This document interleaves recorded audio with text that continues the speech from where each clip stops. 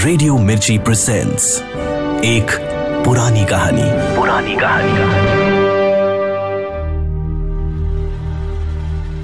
Radio मिर्ची 98.3 FM पे सुनिए सादत हसन मंटो का अफसाना गोली, प्रोड्यूस्ड बाय अंकित शर्मा और आवाज है आरजे साइमा की। शफकत दोपहर को दफ्तर से आया तो घर में मेहमान आए हुए थे। औरतें थीं जो बड़े कमरे में बैठी थीं। शफकत की बीवी आयशा उनकी खातिरदारी में लगी थी। जब शफकत सहन में दाखिल हुआ तो उसकी बीवी बाहर निकली और कहने लगी, अजीज साहब की बीवी और उनकी लड़कियां आई हैं। शफकत ने हैट उतारकर माथे का पसीना पोंछा। कौन अजीज साहब? आयशा ने आवाज दबाकर जवाब दिया, हाय, आपके अब्बा जी के दोस्त। ओह, अजीज चचा। हाँ वही, मगर वो तो अफ्रीका में थे। जरा आहिस्ता बात कीजिए, आप तो चिल्लाना शुरू कर देते। वो अफ्रीका ही में थी, लेकिन जो अफ्रीका में हो क्या वापस नहीं आ सकता? लो, अब तुम लगी मीन में करने। आप तो लड़ने लगी। आयशा ने एक नजर अंदर कमरे में डाली।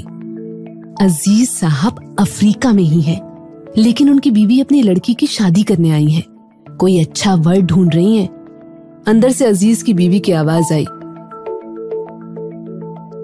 आयशा, तुमने रोक क्यों लिया है शफकत को? आने दो।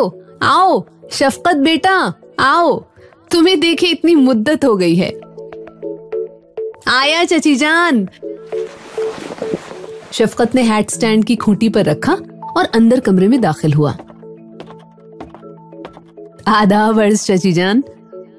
अजीज की बीवी ने उठकर उसको दुआएं दी, सर पर हाथ फेरा और बैठ गई। शफकत बैठने लगा तो उसने देखा कि सामने सोफे पर दो गोरी गोरी लड़कियां बैठी हैं। एक छोटी थी, दूसरी बड़ी। दोनों की शक्ल आपस में मिलती थी। अजीज साहब बड़े खूबसूरत आदमी थे। उनकी यह खूबसूरती उनकी लड़कियों में बड़े दिलकश तौर पर बटी हुई थी। आंखें मां की थीं, नीली, बाल भूरे और काफी लंबे। दोनों की दो दो चोटियां थीं। छोटी का चेहरा बड़ी के मुकाबले ज्यादा निखरा हुआ था। बड़ी का चेहरा जरूरत से ज्यादा संजीदा था। उनकी मां उनसे बोली, बेटा सलाम करो भाई को। छोटी ने उठकर शफकत को आदाब अर्ज किया। बड़ी ने बैठे बैठे जरा झुककर कहा, तस्लीमात। शफकत ने मुनासिब और मौजू जवाब दिया।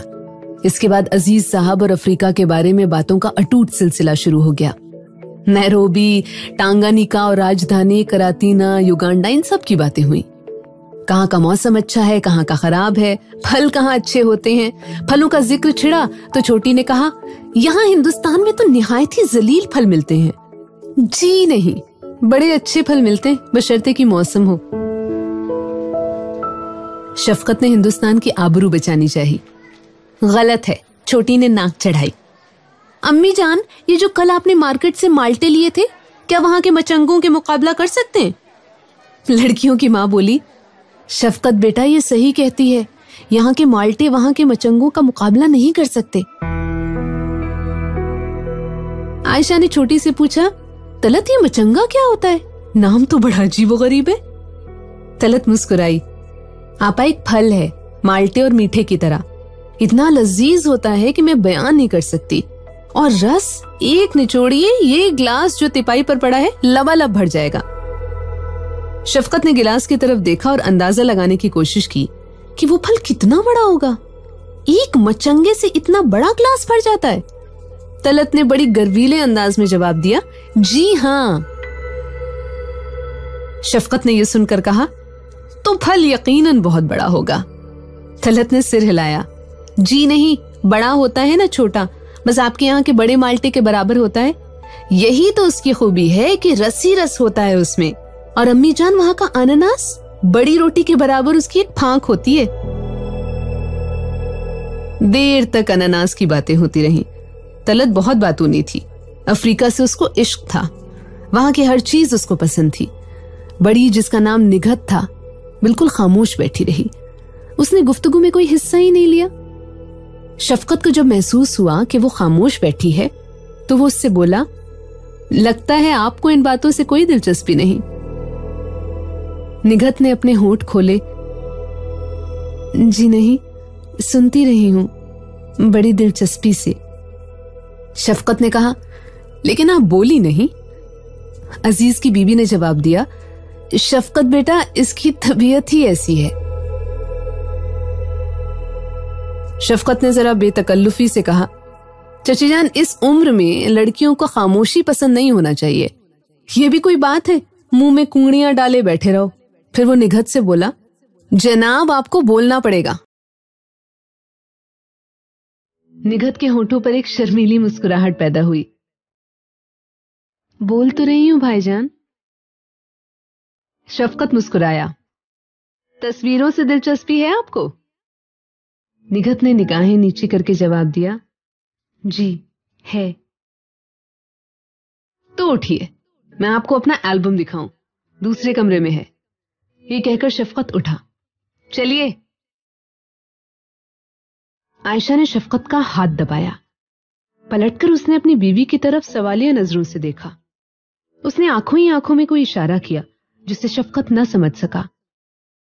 वो हैरान था कि खुदा मालूम क्या बात है कि उसकी बीवी ने उसका हाथ दबाया और इशारा भी किया। वो सोच ही रहा था कि तलत खट से उठी। चलिए भाईजान, मुझे दूसरों के एल्बम देखने का बहुत शौक है, मेरे पास भी एक कलेक्शन है। शफकत तलत के साथ दूसरे कमरे में चला गया।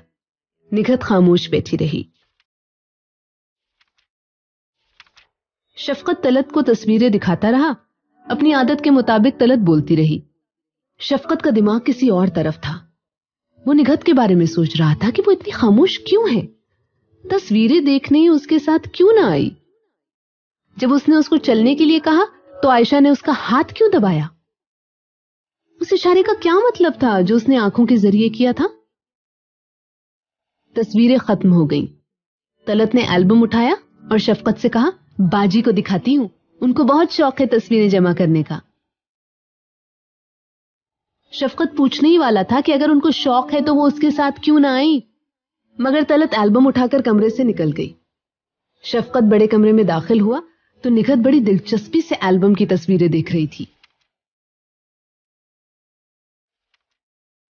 हर तस्वीर उसको खुशी देती थी।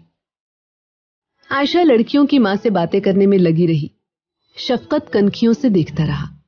उसका चेहरा जो पहले जरूरत से ज्यादा गंभीरता की धुंध में लिपटा था, अब खुश था।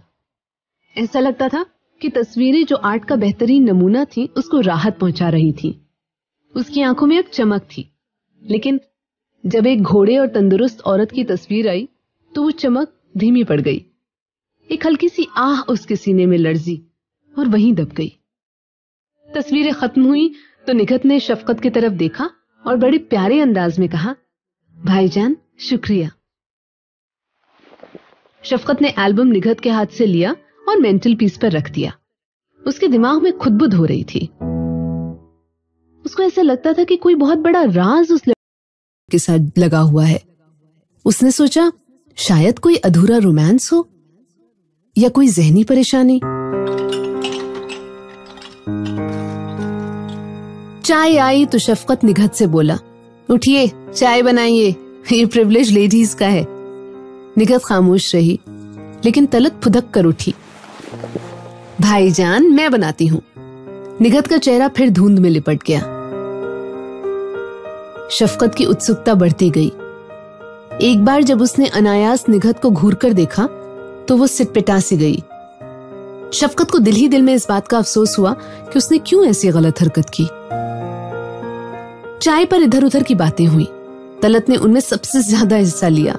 टेनिस का जिक्र आया तो उसने शफकत को बड़े गर्वीले अंदाज में, जो शौखी की हद तक जा पहुंचा था, बताया कि वो नैरोबी में नंबर 1 टेनिस प्लेयर थी और 15-20 कप जीत चुकी थी। निघत बिल्कुल खामोश रही। उसकी खामोशी बड़ी उदास थी। साफ लगता था कि उसको इस बात का एहसास है कि वो खामोश है। एक बात जो शफकत ने खास तौर पर नोट की वो ये थी कि अजीज की बीवी की ममता का रुख ज्यादातर निघत की तरफ था। उसने खुद उठकर बड़े प्यार मोहब्बत से उसको क्रीम रोल दिया, मुंह पोंछने के लिए अपना रुमाल दिया। उससे कोई बात करती थी तो उसमें प्यार भी होता था। ऐसा लगता था कि वो बातों के जरिए से भी उसके सिर पर मोहब्बत भरा हाथ फेर रही है या उसको चुमकार रही है। रुखसत का वक्त आया तो अजीज की बीबी उठी, बुर्का उठाया, आयशा से गले मिली, शफकत को दुआएं दी और निघत के पास जाकर आंखों में आंसू ला देने वाले प्यार से कहा, चलो बेटा चले। तलत फुदक कर उठी।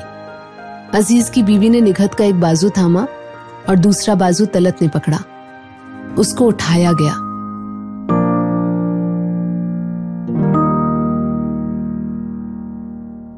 शफकत ने देखा कि उसका निचला धड़ बिल्कुल बेकार है।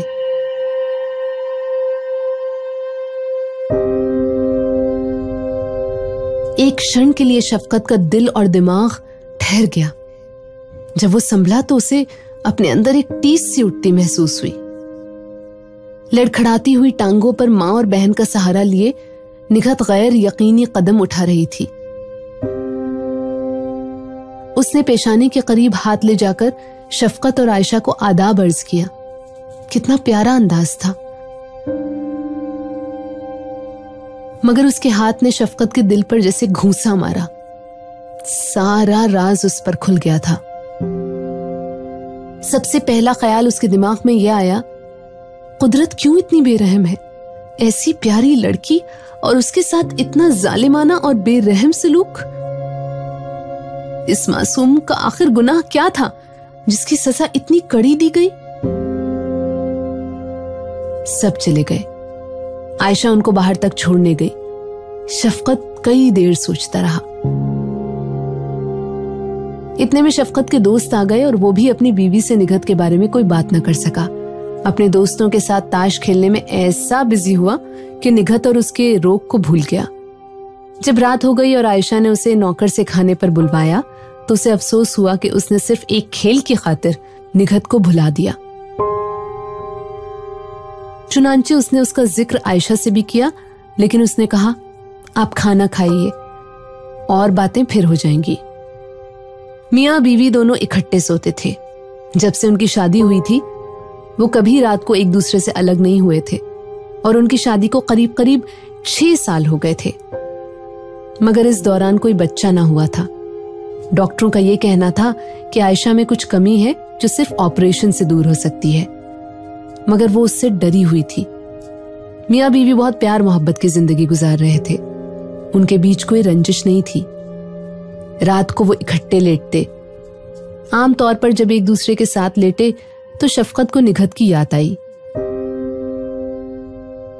उसने एक आह भरकर अपनी बीवी से पूछा, आयशा, निघत बेचारी को क्या रोग है?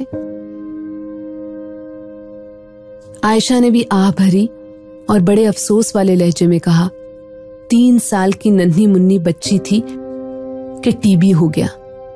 निचला धड़ फालिज से मारा गया। शफकत के दिल में निघत के लिए हमदर्दी का बेपनाह जज्बा पैदा हुआ। उसने अपनी बीवी की पीठ को अपने सीने के साथ लगा लिया और कहा, आयशा, खुदा क्यों इतना जालिम है? आयशा ने कोई जवाब न दिया। शफकत को दिन की घटनाएं याद आने लगी। जब मैंने उससे कहा कि चलो मैं तुम्हें एल्बम दिखाता हूं तो तुमने मेरा हाथ इसलिए दबाया था कि हाँ और क्या, आप तो बार बार। खुदा की कसम मुझे मालूम नहीं था। उसको इस बात का बहुत एहसास है कि वो अपाहिज है। तुमने ये कहा है तो मुझे ऐसा मालूम हुआ है कि मेरे सीने में किसी ने तीर मारा। आयशा ने कहा, जब वो आई तो खुदा की कसम मुझे बहुत दुख हुआ। बेचारी को पेशाब करना था। माँ और छोटी बहन साथ गईं। अजार बंद खोला फिर बंद किया। कितनी खूबसूरत है, बैठी हो तो खुदा की कसम पता नहीं चलता कि फालिद ज़दा है। बड़ी ज़हीन लड़की है। शफकत बोला, अच्छा? आयशा ने कहा, माँ कहती थी कि उसने कहा था कि अम्मी जान, मैं शादी नहीं करूंगी, कुंवारी रहूंगी। शफकत थोड़ी देर के लिए खामोश हो गया। इसके बाद उसने बेहद दुख महसूस करते हुए कहा, तो उसको इस बात का एहसास है कि उससे शादी करने के लिए कोई रजामंद नहीं होगा। आयशा ने शफकत की छाती के बालों में उंगलियों से कंघी करते हुए कहा, शफकत साहब, कौन शादी करेगा एक अपाहिज से? शफकत ने कहा, नहीं नहीं, ऐसा ना कहो आयशा, इतनी बड़ी कुर्बानी कौन कर सकता है शफकत साहब? शफकत ने कहा, तुम ठीक कहती हो। आयशा बोली, खूबसूरत है, अच्छे खाते पीते माँ बाप की लड़की है, सब ठीक है, मगर मर्दों के दिल में रहम कहां?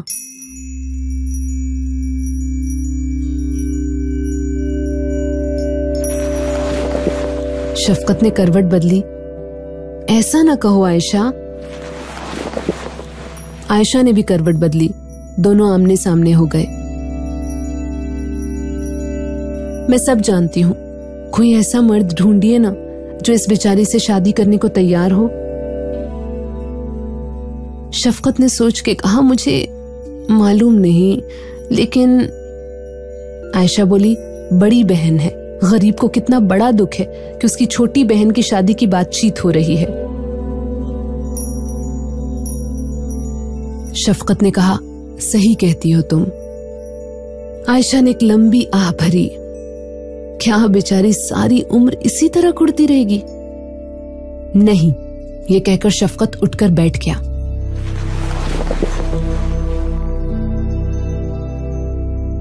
आयशा ने पूछा, क्या मतलब? तुम्हें उससे हमदर्दी है ना आयशा? आयशा बोली, क्यों नहीं, खुदा की कसम खाकर कहो। हाय, ये भी कोई कसम खिलवाने की बात है? हर इंसान को उससे हमदर्दी होनी चाहिए। शफकत ने कुछ पल खामोश रहने के बाद कहा, तो मैंने एक बात सोची है। आयशा ने खुश होकर कहा, क्या? शफकत बोला, मुझे हमेशा इस बात का एहसास रहा है कि तुम बहुत बुलंद ख्याल औरत हो। आज तुमने मेरे इस ख्याल को साबित कर दिया है आयशा। मैंने, खुदा मेरे इस इरादे को पक्का बनाए, मैंने इरादा कर लिया है कि मैं निघत से शादी कर लूंगा। सारा सवाब तुम्हें मिलेगा।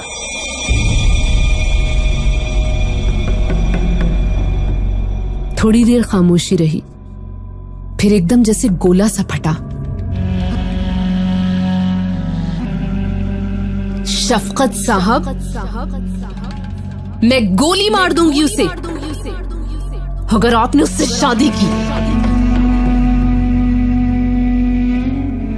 शफकत ने ऐसा महसूस किया कि उसे जबरदस्त गोली लगी है और वो मरकर अपनी बीवी के आगोश में दफन हो गया है।